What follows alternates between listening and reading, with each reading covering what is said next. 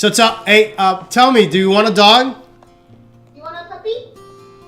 Yeah. Yeah? What kind of puppy do you want? Do you know? You know?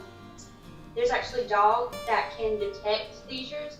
So it would sleep in Ayla's room and it would be able to detect it before she even had it and come wake us up.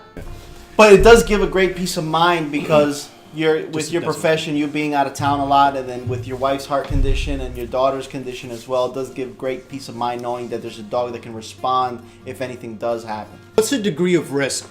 And I know that this is a very touchy subject, and I think that no father or no mother want to ask themselves this question, so I know that it's rough. But what could possibly happen? Because it is in her sleep and stuff, sometimes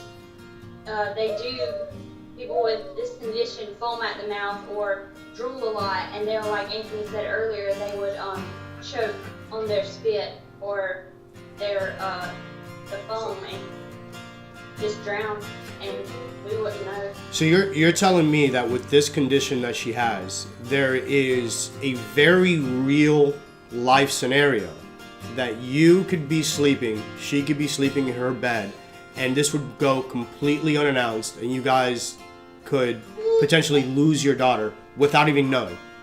I would never want to be away from her when she's having a seizure. And what a lot of people don't realize is those guys that put on the uniform, they have lives just like everybody else, and they have things that are distracting them from on the home front. With every challenge we face, we're still blessed. We're blessed. I mean, even if I'm disabled, even if Ayla has epilepsy, even if things aren't easy, we're still blessed. There's so many people that, for example, like right now, you've got your heart condition yourself, and Brittany, and your daughter has her condition, but yet it still seems that you guys are very lighthearted. You guys are still happy. You have your back up against the wall, but somehow you guys just keep chugging forward, and you don't seem like you're bitter. And I think that we mesh so well, and we wanted to create Party for Purpose for kind of the same reason. We don't feel that it should be all gloomy and that it should be everybody crying about trying to make a positive influence on other people's lives. And what we realized is that there's a huge demographic out there, right, that are young, energetic party goers, and they just want to go out and have a good time, but they don't participate in a lot of the traditional forms of, philanthropy.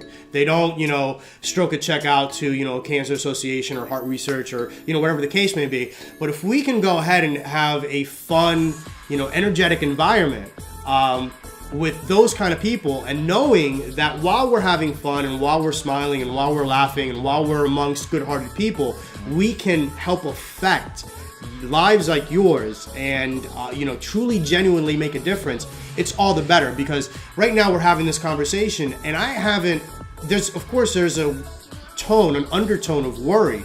We can't neglect that.